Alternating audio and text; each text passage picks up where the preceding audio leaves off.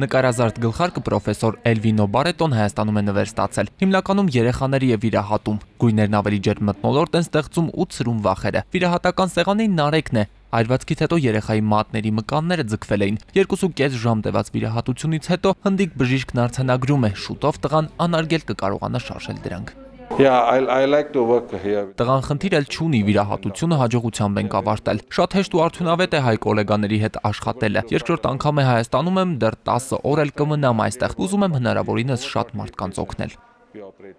Հնդկաստանից ժամանած պրոֆեսորը Հայաստանում է Արդա բարեգործական հիմնադրամի եւ Գրիգոր Լուսավորիչ բժշկական կենտրոնի հրավերով։ Բարեգործական հիմունքներով վիրահատում է բնածին եւ ձեռքբերովի խնդիրներ ունեցող երեխաների ու մեծահասակների։ Մեկ շաբաթ է այստեղ է, այս ընթացքում արդեն 20 վիրահատություն է արել։ Ցանկը վիրահատությունների, որը ինքը կատարում է, շատ լայն է։ Դա ներառում է դիմացնոտային շրջանի արատները, ինչպիսին են վերին շրթունքի, կարծր քիմքի եւ փափուկ քիմքի արատները, ինչպես նաև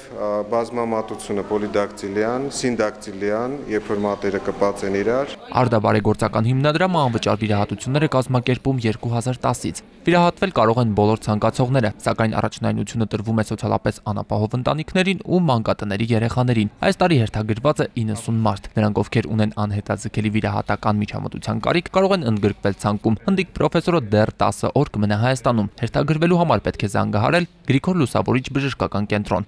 Գրիգոր Հարությունյան, Արման Ղարիբյան, Artnews։